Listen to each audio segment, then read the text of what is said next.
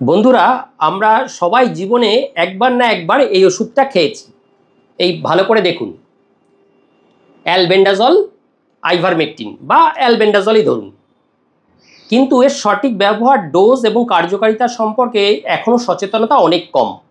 যা নিয়ে আজকে বলবো তা হলো এই যে দেখলেন অ্যালবেন্ডাজল, এই অ্যালবেন্ডাজলের 400 একটি বহুল ব্যবহৃত কৃমির ওষুধ বা ডিওয়ার্মিং ওষুধ সম্বন্ধে।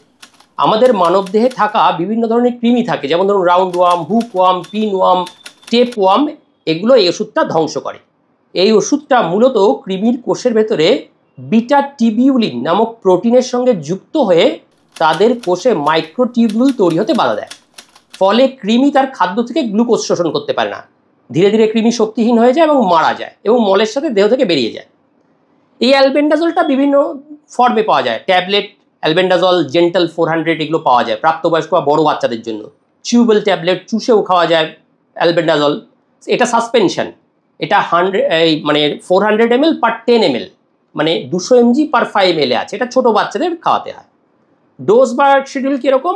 প্রাপ্তবয়স্ক বা 2 বছরের বেশি বয়সের শিশুদের অ্যালবেন্ডাজল এই 10 ml একদিনে একবারে খাইয়ে দিতে হবে, তাহলেই হবে।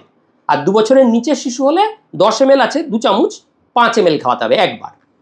আর বাড়ির ম্যাস ডিওয়ার্মিংয়ের জন্য হুয়ের রেকমেন্ডেশন হচ্ছে প্রতি বছরে 2 বার 6 মাস অন্তর অ্যালবেন্ডাজল খাওয়া উচিত, বিশেষ করে যেসব এলাকায় কৃমির সংক্রমণ খুব বেশি।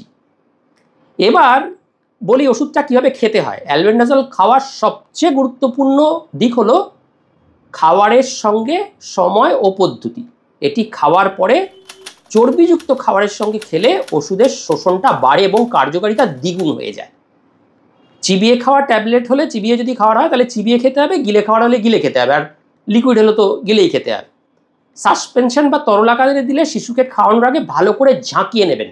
এর ভেতরে যে বোতলটা আছে, নাহলে সিরাপ পোর্শনটা আর ওষুধ পোর্শনটা আলাদা হয়ে থাকে, সেই জন্য এই ভালোভাবে ঝাঁকিয়ে নিতে হবে।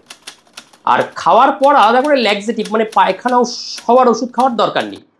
আরেকটা জিনিস, পরিবারের সবাইকে যখন খাওয়াবেন একই দিনে খাওয়াবেন, যাতে আবার রিকারেন্সের সম্ভাবনা না থাকে।